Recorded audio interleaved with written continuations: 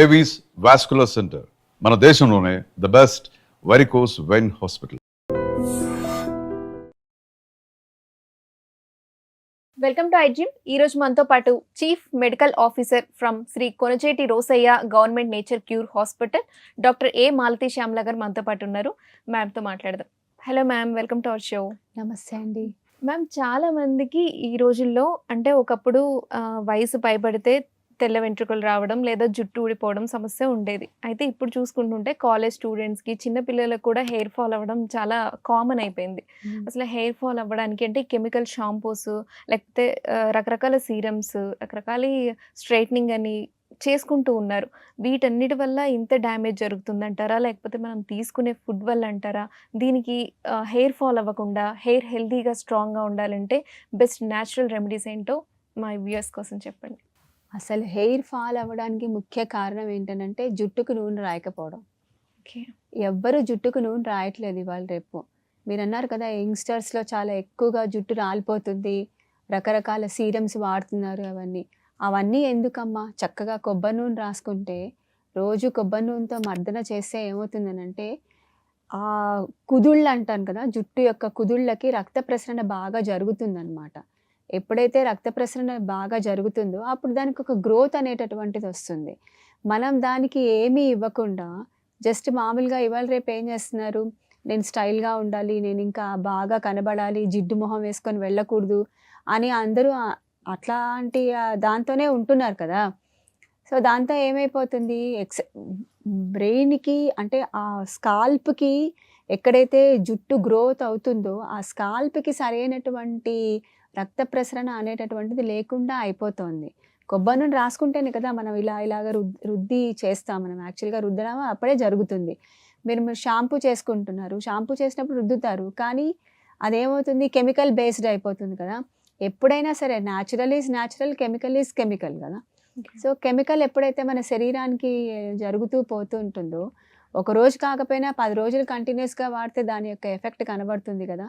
So దానివల్ల తొందరగా జుట్టు అంతా తొందరగా రాలడం అయిపోతుంది, ఇంకా తొందరగా తెల్లబడ్డం కూడా జరుగుతుంది. తెల్లబడ్డానికి కారణాలు వేరే ఉంటాయి, అవి జెనెటికల్ ఫ్యాక్టర్స్ ఉంటాయి. మెలనిన్ అనేటటువంటి పిగ్మెంట్స్ ఎక్కువ మందిలో చూస్తున్నాం. అంటే మెలనిన్ అనేటటువంటి పిగ్మెంట్ లోపం ఉండటం వల్ల కూడా ఈ మెల్లోసైట్స్ అనేటటువంటి ఫాల్ అయిపోతాయి అన్నమాట, సెల్స్ నుంచి ఫాల్ అయిపోతాయి.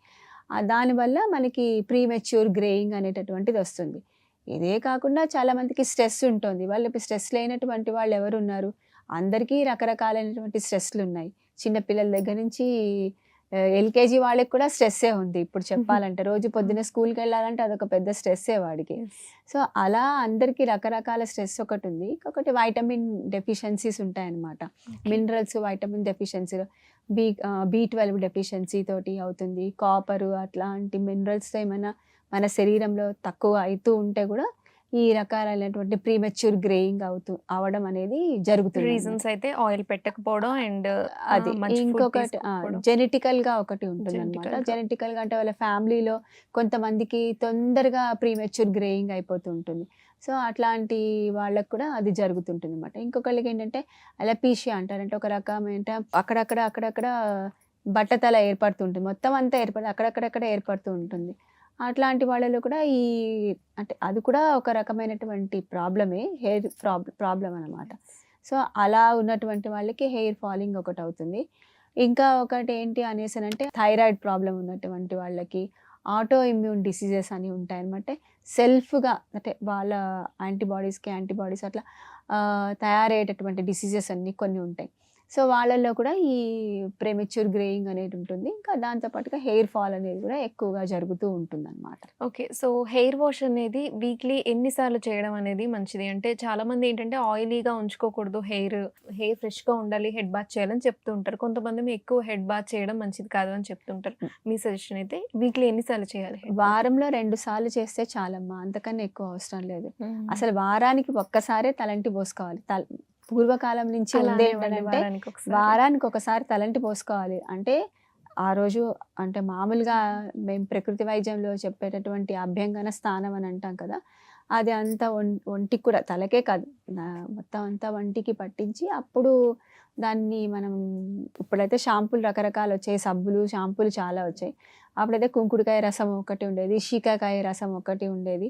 అలా పెట్టుకొని స్నానం చేయడం అనేది జరుగుతుండేది. ఇప్పుడు రకరకాలు అంటే ఈజీ ఫాస్ట్గా ఇప్పుడు కుంకుడుకాయ రసం పెట్టుకుని దాన్ని స్నానం చేసి అదంతా వదిలించుకుని ఆ పొట్టంతా తీసుకుని అంత టైం ఎవరికి ఉండట్లేదు, టైము లేదు, ఓపిక లేదు, రెండూ లేవు. కాబట్టి ఈజీ ఫాస్టింగ్ ఏదవుతుంది అని అంటే షాంపూ అయిపోతుంది. కాబట్టి దాన్ని మనము తీసుకొని పెట్టుకొని చేసుకుంటున్నారు. ఇప్పుడు అందరూ అదే పని చేస్తున్నారు.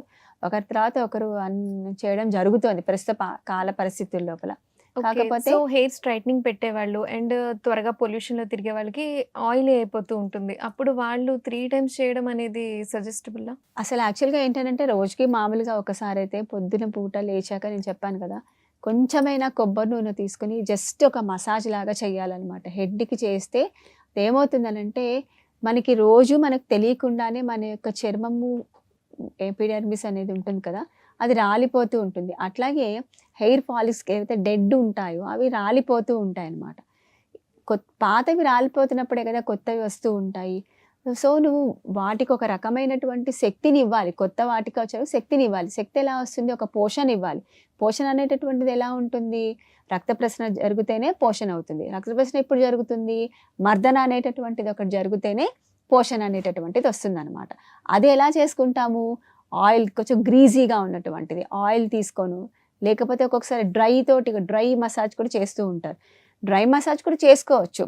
కాకపోతే ఏంటనంటే దీంతో కనుక చేస్తే ఇట్ విల్ బి మోర్ స్మూతీగా ఉంటుంది అనమాట. చాలా మంది ఏం చేస్తారనంటే ఆయిల్ పెట్టుకొని బయటకు వెళ్ళిపోతే నాకు డాండ్రఫ్ వచ్చేస్తుంది అనేసి అని అనుకుంటారు. కానీ అది కరెక్ట్ కాదు. డాండ్రఫ్ వచ్చేటటువంటి దాని వల్ల కాదు, మన లోపల ఉన్నటువంటి లోపల నుంచి మనకు ప్రాబ్లం ఉంటే డాండ్రఫ్ కానీ లేకపోతే అది ఇంకా సోరియాసిస్గా మారడం కానీ అట్లాంటివి జరుగుతాయే తప్ప మన లోపల లోపం ఉంటుందన్నమాట. యాక్చువల్గా ప్రకృతి వైద్య ప్రకారంగా ఏంటనంటే చర్మ వ్యాధి ఎప్పుడు వస్తుంది అనంటే మెయిన్గా మలబద్ధకం అనేటటువంటిది ఉంటే చర్మ వ్యాధుల కిందకి అది వస్తుంది అని ప్రకృతి వైద్యంలో మాకు అట్లా ఉంటుందన్నమాట. సో దానిని కనుక మనం కరెక్ట్ చేసుకుంటే ఇంటర్నల్ బాడీ క్లెన్సింగ్ అవుతే అది ఎక్స్టర్నల్ బాడీ పైన చూపిస్తుంది అన్నమాట. మ్యామ్ ఒకప్పుడు కాలం చూసుకుంటే స్కూల్కి అందరూ అంటే కాలేజ్ స్టూడెంట్స్ అదేంటి అందరూ ఆయిల్ పెట్టుకునేవాళ్ళు, బయటకు వెళ్ళేవాళ్ళు.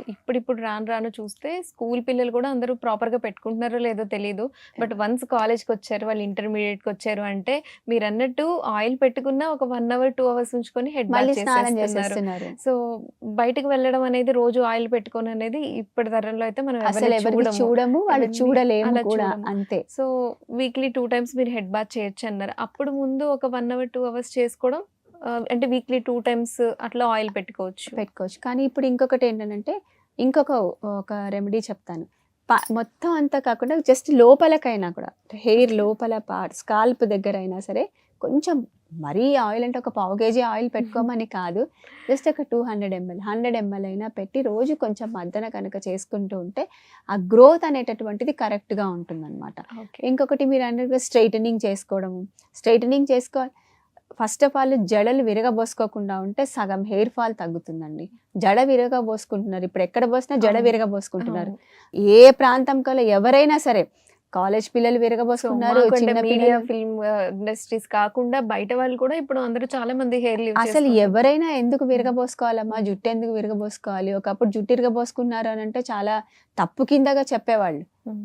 ఇప్పుడు చిన్న జుట్టు అయినా దాన్ని జడ వేసుకునేటటువంటిది ఒక పద్ధతి ఉండేది. ఇప్పుడు దాన్ని మొత్తం మనం మానేసి ఎక్కడ పోయినా జుట్టు విరగబోసుకుంటూ ఉంటే అదంతా పాడిపోయి ఒక రకమైనటువంటి శక్తి దానికి శక్తి కోల్పోతుంది కదమ్మా. దానికి అక్కడ ఎంత వదిలేసుకుంటూ పోతూ ఉంటే ఎక్కడ పడితే అక్కడ జుట్టు రాలిపోతుంటుంది.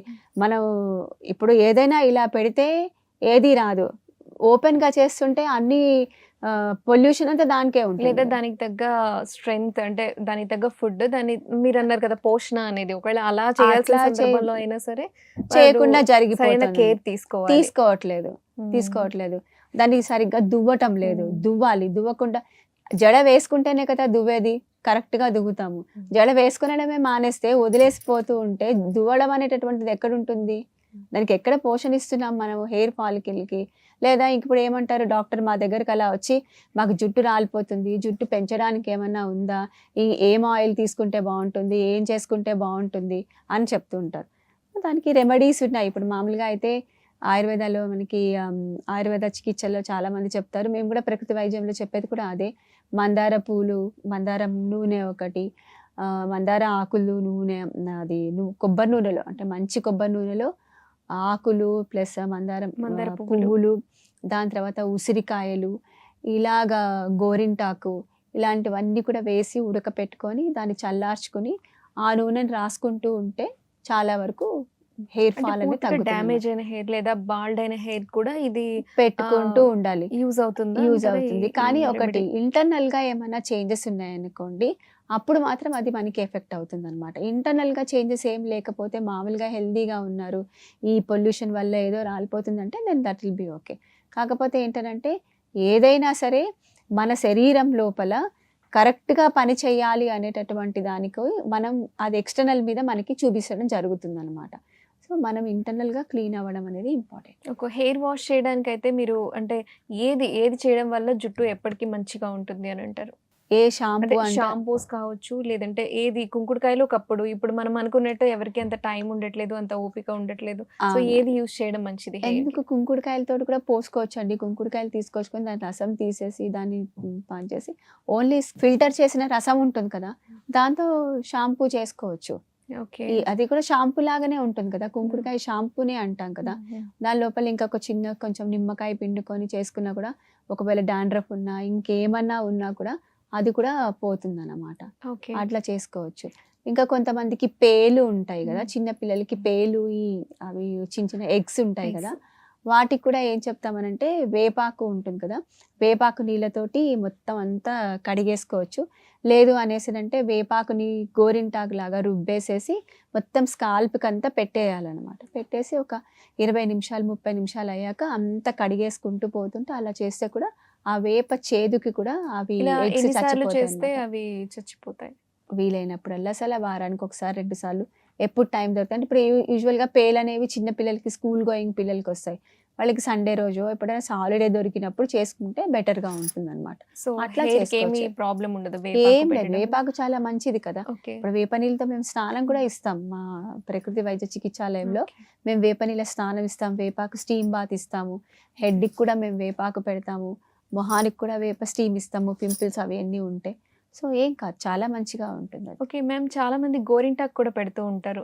మంచిదే కూడా గోరింటాకు పెట్టుకోవడం కూడా మంచిదే. మంచి గ్రోత్, థిక్నెస్ ఉంటుంది అనమాట. అంటే హెయిర్ రెడ్ అయిపోతుంది, బట్ అందరూ ఏం చెప్తారంటే గ్రే హెయిర్ త్వరగా రాకుండా ఉంటుంది అని అంటారు. మంచిదే అది కూడా, ఎందుకంటే కుదుళ్ళని ఇది చేస్తే కాదు కదా, ఏం కాదు, రియల్ గానే ఉంటుంది. గ్రేయింగ్ అనేటటువంటిది అందరికీ వస్తుంది. దాన్ని కవర్ చేసుకోవాలంటే మనం వేరే రకాలైన రంగులు వాడుతున్నాం. రంగులు వాడిన ఎప్పుడైనా సరే మనము బయట దొరికేటటువంటి కెమికల్స్ తోటి తయారు చేసిన ఏదైనా సరే ఒకటి వాడుతున్నాము అంటే దాని యొక్క ఎఫెక్ట్ మన శరీరం మీద, మన స్కిన్ పైన తప్పకుండా ఉంటుంది. ఆనియన్ పెడుతూ ఉంటారు, లేదా ఎగ్ పెడుతూ ఉంటారు, వీటిలో ఇవి కూడా మంచిదేనంటారు? మంచిదే, పెట్టుకోవచ్చు. న్యాచురల్ గా దొరికేవి ఏదైనా పెట్టుకోవచ్చు, దాంట్లో ఏమీ నష్టం అయితే ఏమీ ఉండదు. కాకపోతే ఏంటనంటే కొంతమందికి కొన్ని ఎలర్జీస్ ఉంటాయి. ఆ ఎలర్జీస్ ని బట్టి వాళ్ళు చూస్ చేసుకొని పెట్టుకోవచ్చు. కొంతమందికి ఎగ్ పెడితే అంత ర్యాష్ వస్తుంది అని చెప్తూ ఉంటారు. కొంతమందికి అలోవెరా పడదు, కొంతమందికి ఎగ్ పడదు, కొంతమందికి ఉసిరికాయ పడదు, చాలా మందికి కొంతమందికి గోరింటాకు పెట్టుకుంటే ఎలర్జీ వస్తుంది అని అంటారు. సో వాళ్ళకి ఏది సూటబుల్గా అవుతుందో దాన్ని చూస్ చేసుకొని పెట్టుకోవచ్చు. కానీ న్యాచురల్గా దొరికేటటువంటివి ఏదైనా తలకి పెట్టుకొని తర్వాత స్నానం చేస్తే మంచిగానే ఉంటుంది. ఓకే, అందరికీ యూస్ఫుల్ రెమెడీస్ చెప్పారు. Thank you so much ma'am. Thank you. నమస్తే.